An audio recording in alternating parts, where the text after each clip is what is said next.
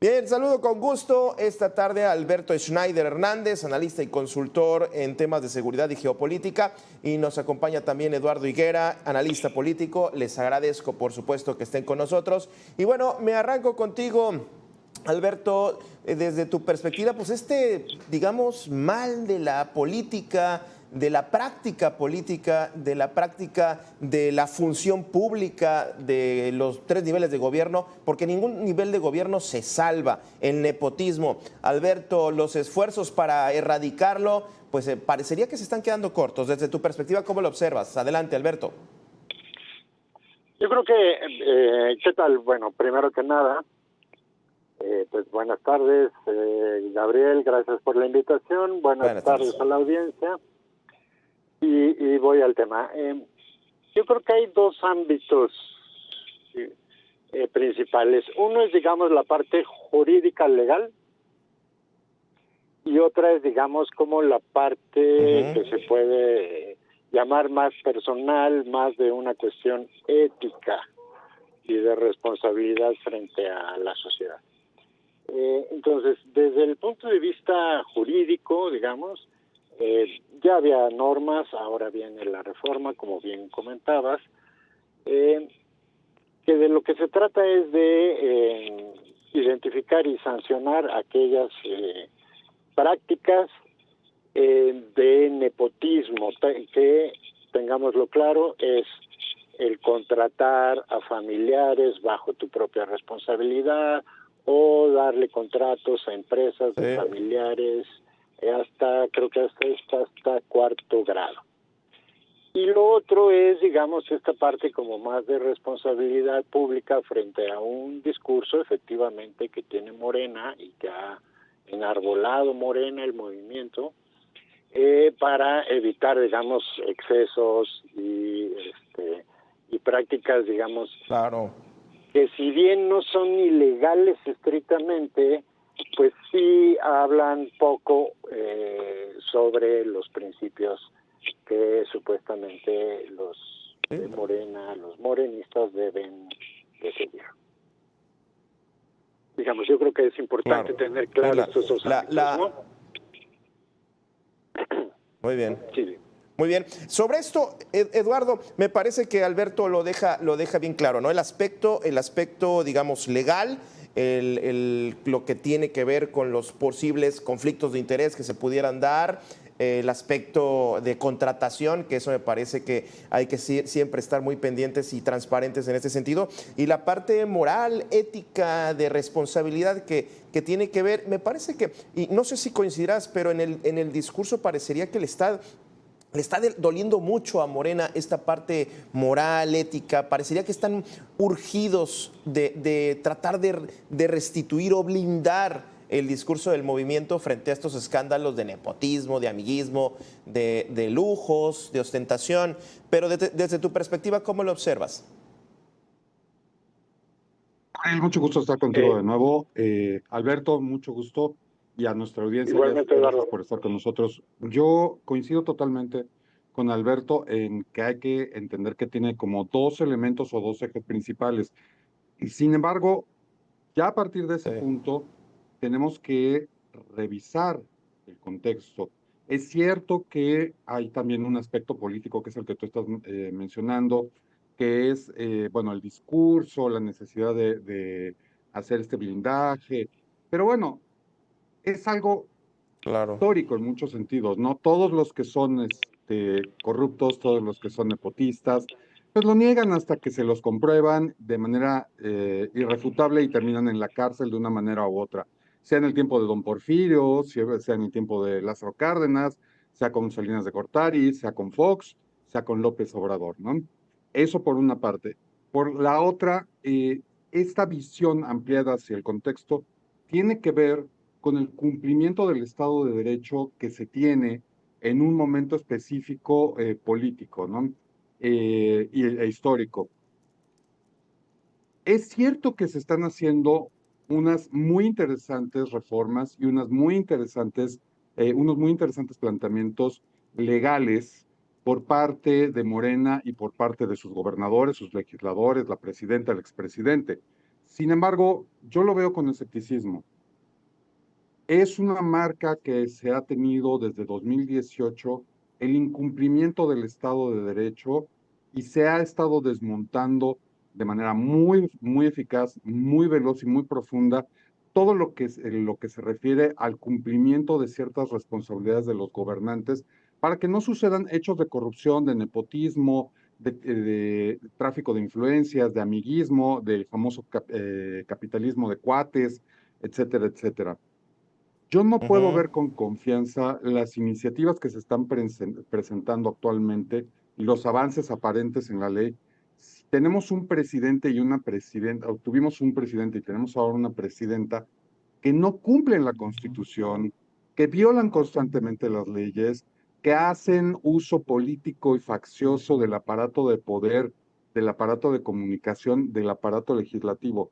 Entonces, ahí me pregunto yo si estas leyes terminarán en letra muerta o si terminarán siendo un elemento de manipulación y lucha política sesgada, si se juzgará a los opositores o a aquellos que ya no son cómodos dentro del movimiento con esta vara legal y a los otros se les dará el beneficio de la duda, como lo hemos visto, por ejemplo, con la gobernadora el gobernador de Sinaloa, la gobernadora de Baja California, etcétera, etcétera, que hay muchas pruebas, no que signifique que sean responsables de alguna Muy acción bien. de nepotismo o de corrupción, pero que sí indican, y no se ha iniciado indican anomalías y no se ha iniciado ninguna investigación al respecto, ninguna carpeta. Entonces yo soy muy escéptico, la verdad.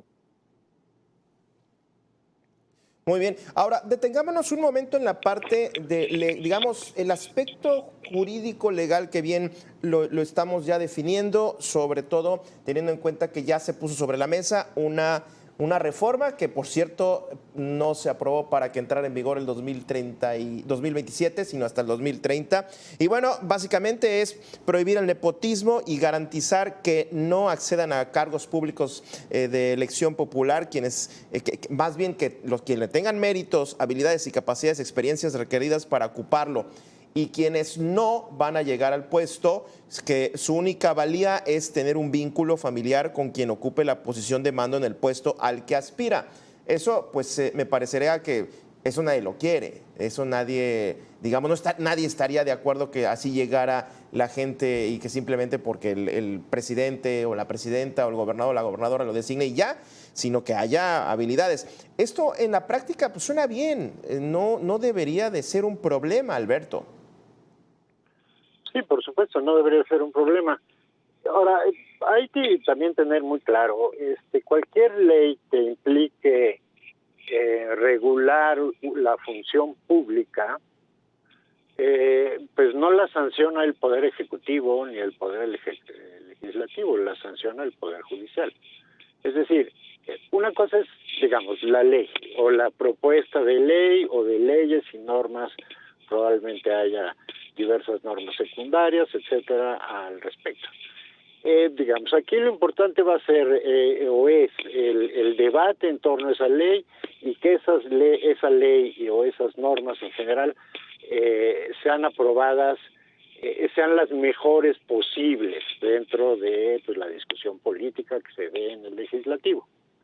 Ahora bien, una vez aprobada, pues le competirá al Poder Judicial su aplicación. Ahora, en el caso de que haya funcionarios de cualquier origen partidista que uno como ciudadano o como periodista o como simple ciudadano considera que está violando esa ley porque está contratando a un familiar cercano, porque le está dando contratos al compadre, qué sé yo, se recurre al Poder Judicial y ahí es donde el Poder Judicial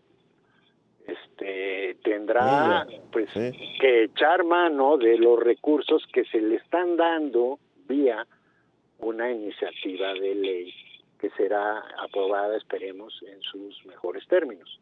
Entonces también, digamos, señalar que si el gobierno de la República va a sancionar a unos y no a otros. Creo que ahí hay un error, digamos, de percepción. Finalmente, quien le tocará sancionar es al Poder Judicial y a sus jueces, magistrados, en fin, de acuerdo como sean los casos, que esperemos que pues ya no se den, y si se dan, pues puedan ser castigados ahora con leyes pues más adecuadas. Claro. Ahora, mucho cuando hablamos del puesto de elección popular, ¿qué deberían de estar haciendo los partidos políticos? Porque a mí me sorprende muchísimo de pronto ver en algunos estados de la República a toda una familia en varios municipios como presidentes municipales, ¿no? O sea, ¿y dónde estuvo el partido político para evitar esas dinastías, por mencionar los más sonados, como los Monreal? Hace poco escuchaba también en el estado de Oaxaca, también, que de pronto tienen varias hermanas, en Zacatecas, exacto, los Monreal, y en Oaxaca también escuchaba varios hermanos que son presidentes municipales. O sea, ¿el partido no debería también estar en el escrutinio sobre las reglas en las que están definiendo a los posibles candidatos, Eduardo? Fíjate que lo que tú mencionas es un tema muy, muy interesante que daría como para otra, o más bien otras mesas de debate. Sí, La vida partidista, qué tanto se puede intervenir. sí, Las veces que ha tratado por ejemplo, la autoridad electoral en intervenir en cuanto a las elecciones internas, en cuanto a que se conviertan en cotos de poder, porque eso es lo que se van convirtiendo muchos los partidos políticos a nivel local y estatal, de grupos o de familias o de redes. Se ha gritado que eso es antidemocrático.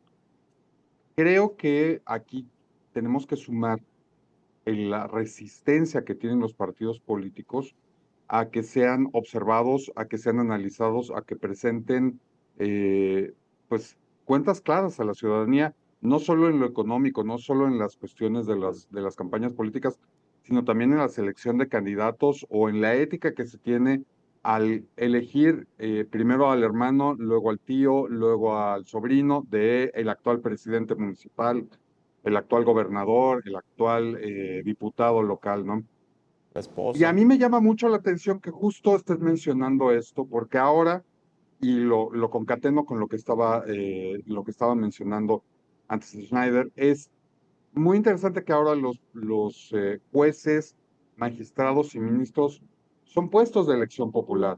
Es decir, que están sujetos en muchos sentidos a los Sí. vaivenes políticos y por lo tanto están menos habilitados a ejercer la justicia, a sancionar adecuadamente a través de las leyes, aunque sean muy correctas, a los grupos políticos, porque son parte de los grupos políticos y lo vimos con la elección judicial. Entonces, yo sigo pensando que hay que abrir la mirada al contexto, a las leyes, a quienes las aplican, Sí. cómo se hacen, a la obediencia política, por ejemplo, de los jueces a la presidencia o a algún gobernador. Yo creo que es un tema, el nepotismo se ha complicado profundamente, ya no es tan sencillo como antes. Ya, Así es. ya. Oigan, me enfilo al cierre y sí coincido, Eduardo, sí da para otro programa ese tema de la vida partidista y qué tanto deberían de intervenir. Me gustaría ir cerrando con eso. Desde tu perspectiva, Alberto, me gustaría conocer tu opinión. No sé si los partidos tendrán la capacidad de autorregularse, autocontenerse, inclusive teniendo en cuenta con miras a esta propuesta de reforma electoral, político-electoral, que ya se está poniendo en la mesa, que no nos vamos a meter tampoco, ya no nos queda tiempo, pero no sé qué tanto están dispuestos los partidos a autorregularse y autocontenerse, hablando en cuestión de nepotismo.